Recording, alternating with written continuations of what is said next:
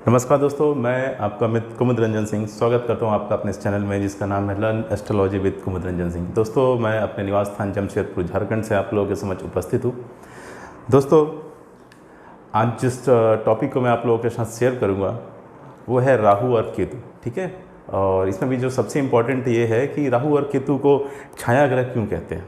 ठीक है, तो आज मैं इस टॉपिक के बारे में ही जो भी होगा आप लोगों के साथ जो भी नॉलेज होगा उसको शेयर करूंगा। ठीक है दोस्तों, तो इससे पहले कि मैं अपने इस टॉपिक को स्टार्ट करूं, मेरा आप लोगों से निवेदन है कि अगर आप मुझसे नए जुड़े हैं तो कृपया मेरे सभी एपिसोड को देखते हुए इस एपिसोड पे आएँ। ठीक है दोस्तों, तो चलिए दोस्तों, without wasting any time start करते हैं आज की टॉपिक को, राहु एंड केतु। ठीक है, राहु को इंग्लिश में north node of the moon भी कहते हैं। ठीक है दोस्तों, राहु को इंग्लिश में north node of the moon भी कहते हैं और केतु को इंग्लिश में south node of the moon कहते हैं। ठीक है दोस्तों, Rahu north node of the moon और Ketu south node of the moon. ठीक है, तो देखिए दोस्तों, वैदिक एस्ट्रोलॉजी में टोटल 9 ग्रहों को मान्यता दी गई है। सूर्य, चंद्रमा, मंगल, बुध, बृहस्पति, शुक्र, शनि, राहु और केतु। ठीक है, इसमें सूर्य, चंद्रमा, मंगल, बुध, बृहस्पति और शुक्र, ये जो 7 ग्रह हैं उनका इस आकाशमंडल में, ब्रह्मांड में फिजिकल एग्जिस्टेंस है, यानी वो दिखते हैं, यानी भौतिक रूप से वे विद्यमान हैं, उनका अस्तित्व है, वो दिखते हैं। ठीक है, फिजिकली एग्जिस्ट करते हैं, हम बोल सकते हैं।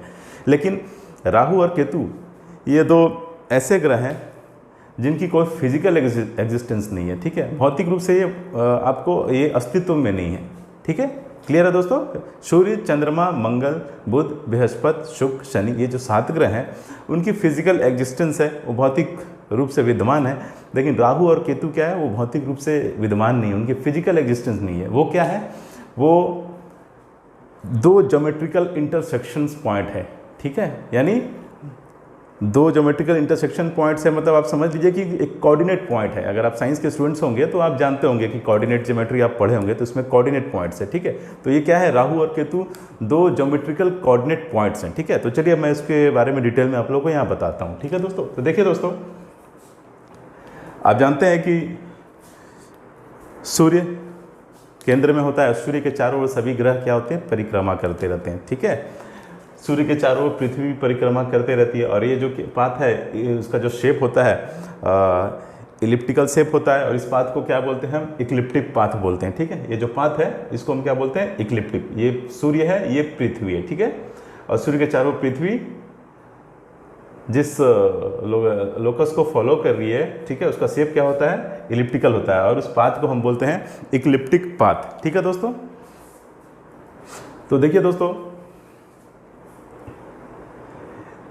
जब पृथ्वी सूर्य के चारों ओर परिक्रमा करते रहती है, मूव करते रहती है, रिवॉल्व करती है, ठीक है, तो पृथ्वी के चारों ओर भी चंद्रमा उसकी परिक्रमा करता रहता है। ठीक है, सूर्य के चारों ओर पृथ्वी मूव कर रही है और पृथ्वी के चारों ओर चंद्रमा रिवॉल्व कर रही है, चंद्रमा मूव कर रही है। ठीक है दोस्तों, तो ये चंद्रमा की ऑर्बिट है, ये मून की ऑर्बिट है।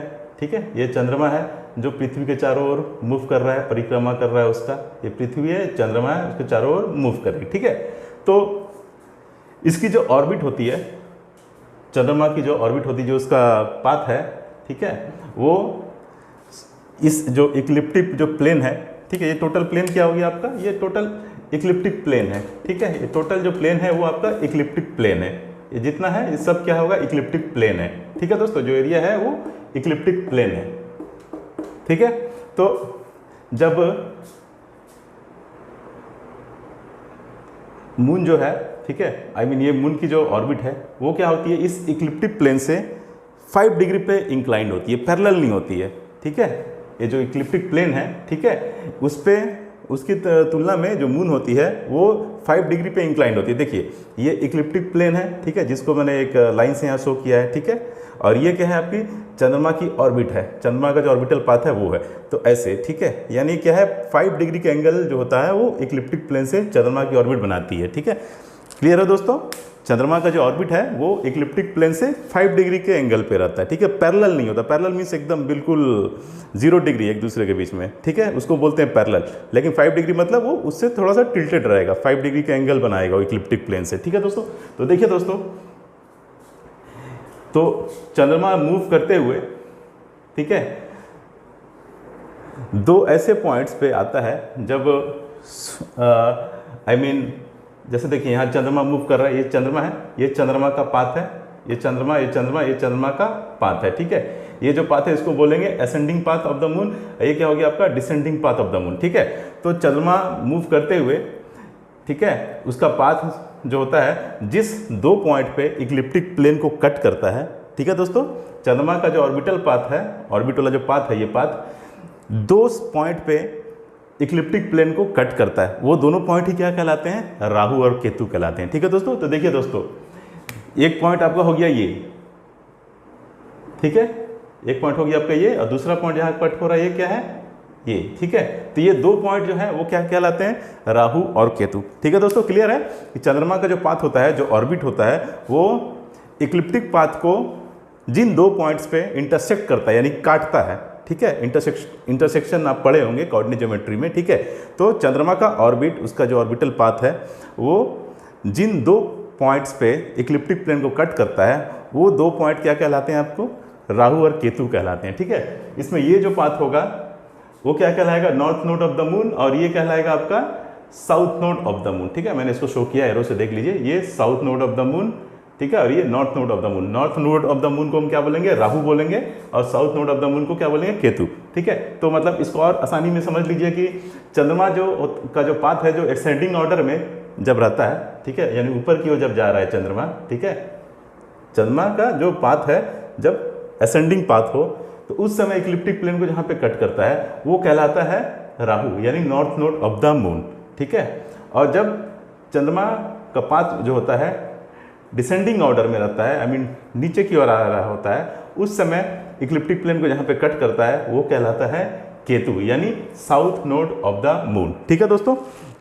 तो देखिए दोस्तों, ये दो पॉइंट्स हैं ना, इनका बहुत इफेक्ट होता है, ठीक है, व्यक्ति के जीवन पे इनका बहुत इफेक्ट होता है। ये दोनों पॉइंट इतने शक्तिशाली हैं कि इसके क्लोज जब चंद्रमा आता है तो ग्रहण लग जाता है, ठीक है दोस्तों। ये जो 2 पॉइंट्स है ये इतने शक्तिशाली हैं, इतनी इसकी इंटेंसिटी हाई है कि इन 2 पॉइंट्स पे जब चंद्रमा आता है तो उसको ग्रहण लग जाता है, ठीक है। तो आप जानते हैं 2 तरीके का ग्रहण होता है, ठीक है। ग्रहण जो हो 2 ही तरीके का ग्रहण हम लोग सुने हैं, एक होता है सूर्य ग्रहण और एक होता है चंद्र ग्रहण, ठीक है। एक होता है सूर्य ग्रहण और दूसरा होता है चंद्र ग्रहण, ठीक है। चंद्र ग्रहण तब लगता है जब फुल मून हो, ठीक है, यानी लूनर इक्लिप्स, जिसको हम चंद्र ग्रहण कहते हैं।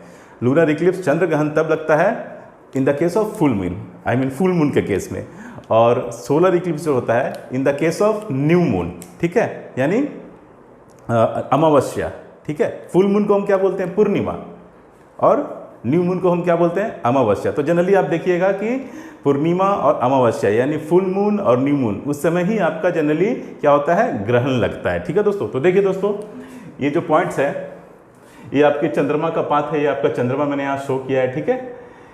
चंद्रमा जब इस पॉइंट्स को क्लोज आता है, ठीक है, मान लीजिए यहाँ पे पहुँच गया, ठीक है, तकरीबन उस पॉइंट पे लाई कर गया या उससे जस्ट सट गया, ठीक है, एकदम क्लोज हो गया, तो उस समय क्या होता है, उस समय लूनर इक्लिप्स लगता है, यानी चंद्र ग्रहण लगता है, ठीक है दोस्तों। चंद्रमा जब इस पोजीशन पे पहुंचता है, इस पॉइंट के सामने पहुंचता है, तो उस समय लूनर इक्लिप्स यानी कि चंद्र ग्रहण लग जाता है, ठीक है। अब जानिए चंद्र ग्रहण होता क्या है। तो देखिए दोस्तों, अब जानते हैं ग्रहण कब लगता है, जब भी सूर्य चंद्रमा पृथ्वी जब एक लाइन में हो, ठीक है, सूर्य चंद्रमा पृथ्वी जब एक लाइन में हो, ठीक है, बिल्कुल सीधे हो, ठीक है, तब क्या होता है, जनरली ग्रहण का निर्माण होता है, ठीक है।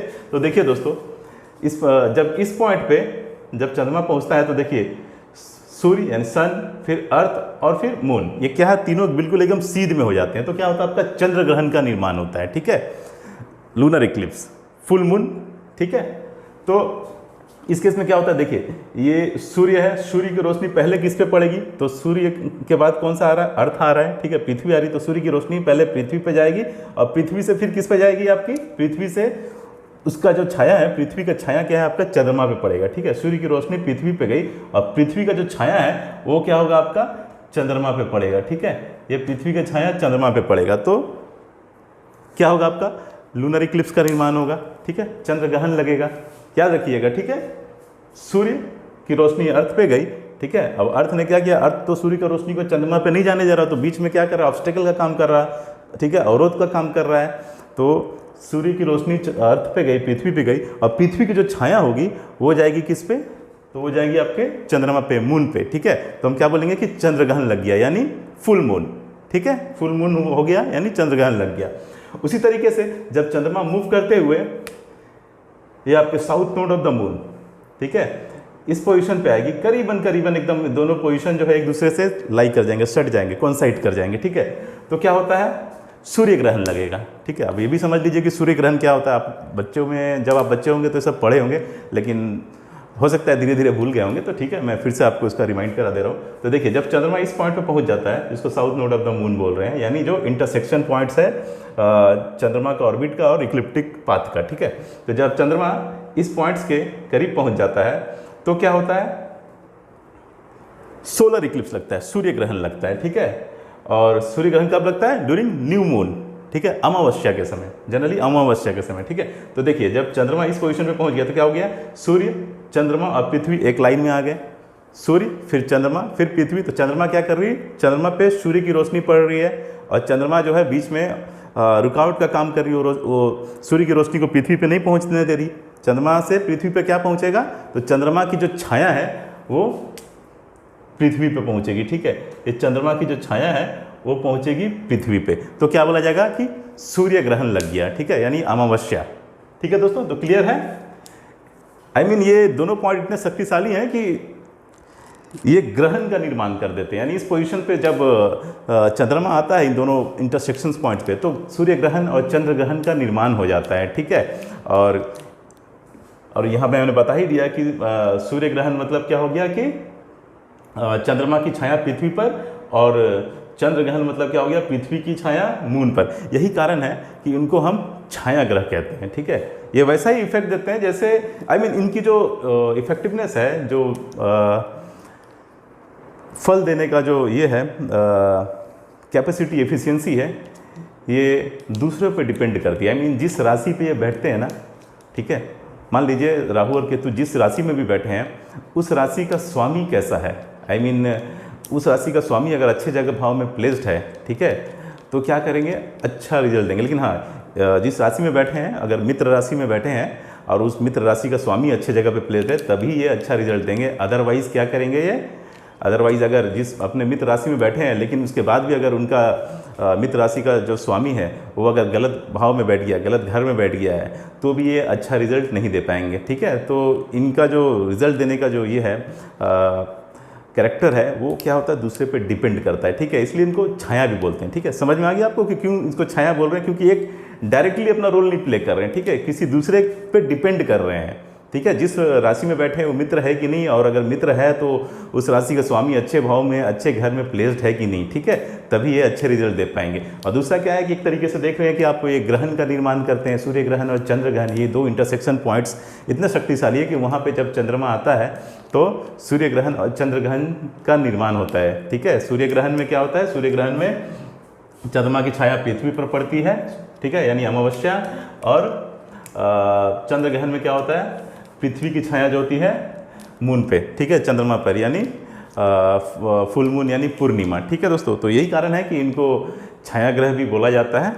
तो मैं उम्मीद करता हूँ दोस्तों कि अभी तक मैंने आपको जो भी बताया है वो आप लोगों को समझ में आ गया होगा। मैंने यहाँ पे देखिए दोस्तों 23.5 डिग्री लिखा है, क्योंकि देखिए जो अर्थ है ना, ये टिल्टेड होता है, ठीक है, ये अपने एक्सिस से 23.5 डिग्री, अर्थ हमेशा टिल्टेड रहता है, ठीक है, ये बिल्कुल सीधी नहीं होती, टिल्टेड होती है। अपने एक्सिस से 23.5 डिग्री एंगल पे ये टिल्टेड होती है, ठीक है। इसलिए मैंने यहाँ पे 23.5 डिग्री लिखा है एंगल, ठीक है।